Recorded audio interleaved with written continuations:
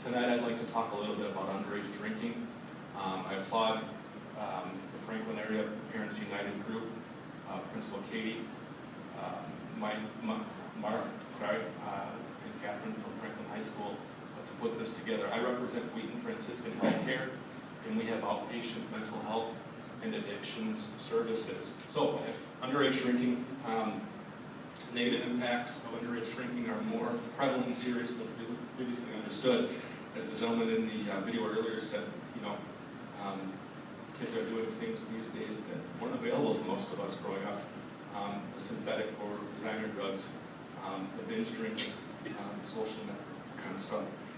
Studies show that alcohol alters the way the brain is hardwired and can have consequences far beyond childhood, similar to what Principal Katie mentioned. Immediate dangers of alcohol, underage drinking include alcohol poisoning, motor vehicle crashes, and sexual and physical assault. Parents can help protect their children from risks related to underage drinking by maintaining open lines of communication, expressing clear and consistent messages regarding the dangers associated with alcohol abuse. We're going to talk about some of those dangers in just a little bit. Building strong relationships with your children will increase the likelihood that they then come to you for help when making decisions regarding their well-being in the future. This presentation will offer facts and suggestions on how to talk to your children about underage drinking.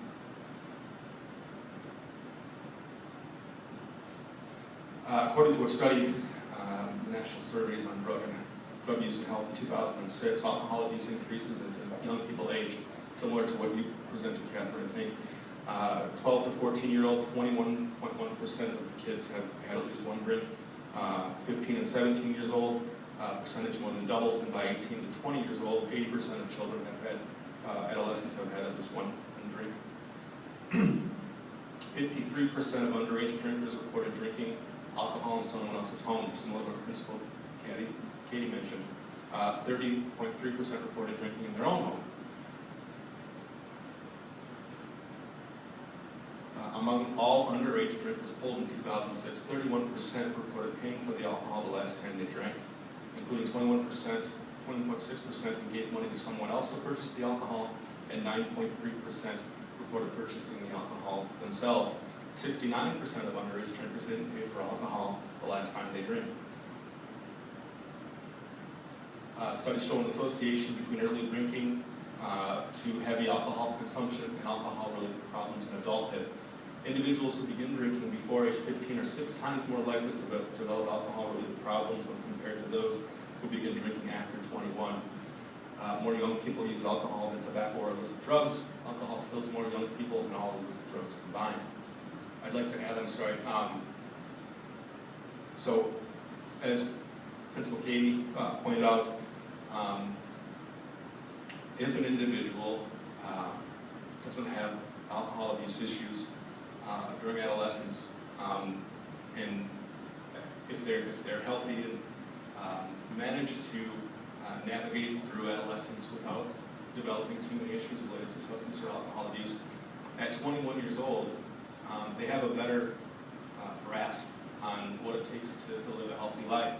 So in other words, the chances of recovery for someone who develops alcohol issues after age 21 are much greater than those who started drinking at a very young age. Similarly, it's very difficult if an individual has drug or alcohol issues. The earlier on that's addressed for them, also the greater chances of success they have to remain sober or stay healthy. It's much harder to get someone to get sober and stay sober in their 30s, 40s, 50s, etc. The adolescent brain is still developing, as Principal Katie pointed out. Alcohol can impair the parts of the brain that can control the following: motor coordination, the ability to walk and drive, impulse control. Alcohol lowers inhibitions and increases chances that an individual will do something they may regret. Memory, impaired recollection, and blackouts can occur when alcohol is used in excess. Judgment and decision-making.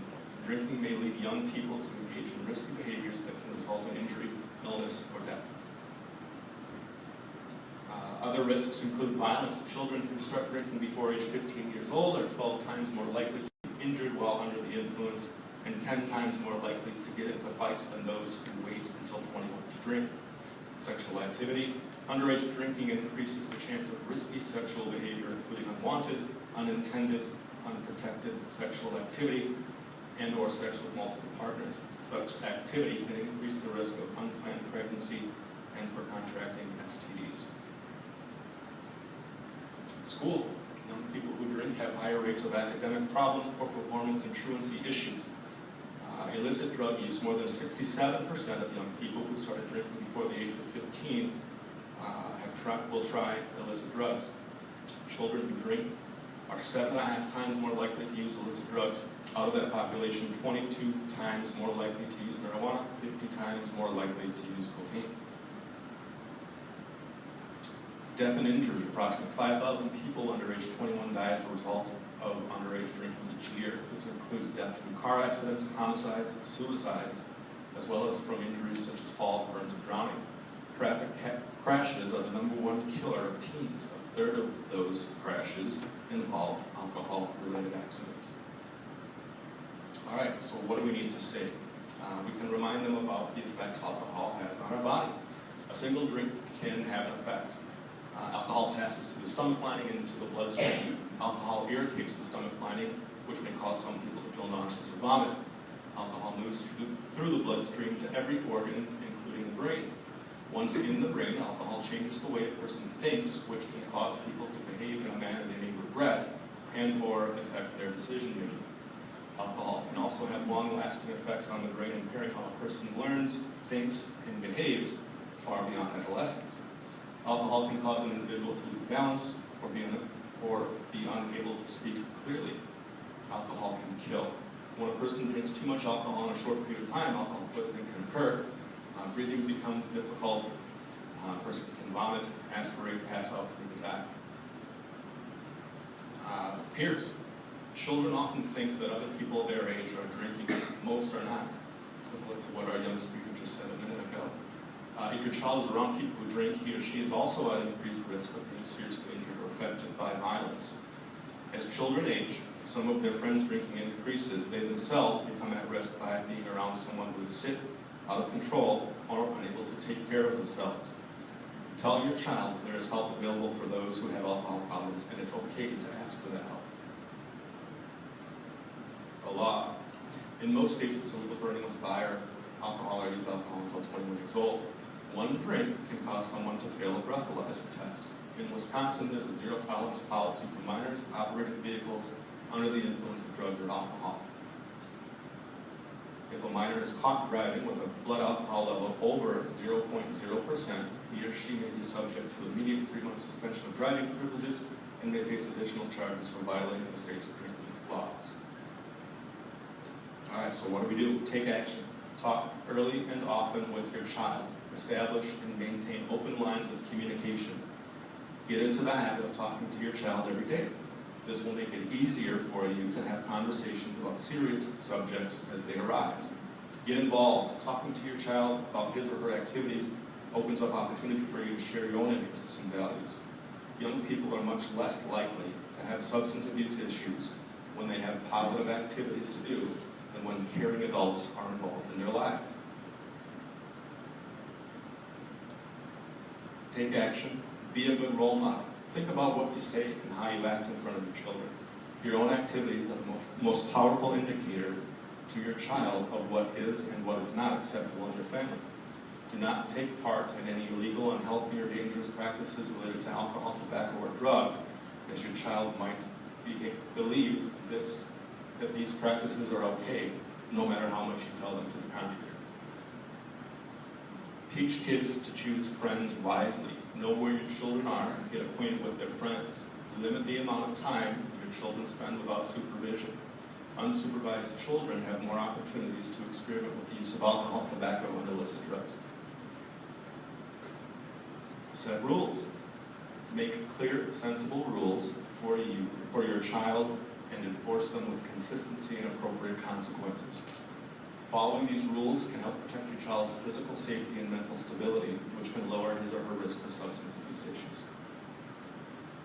Be specific. Tell your children what the law is, what your household rules are, and what behavior you deem as appropriate or as unacceptable. Be consistent. Be sure your children understand the rules are maintained at all times, even if they're outside the home. Be reasonable. Don't change rules midstream or add new consequences without talking to your children. Avoid unrealistic expectations.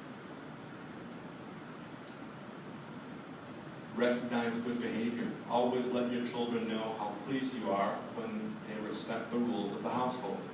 Put it into practice. Write out your most important family rules and post them clearly where they are seen often by everyone in the family. Review these rules regularly with your family. There are some worksheets that I brought.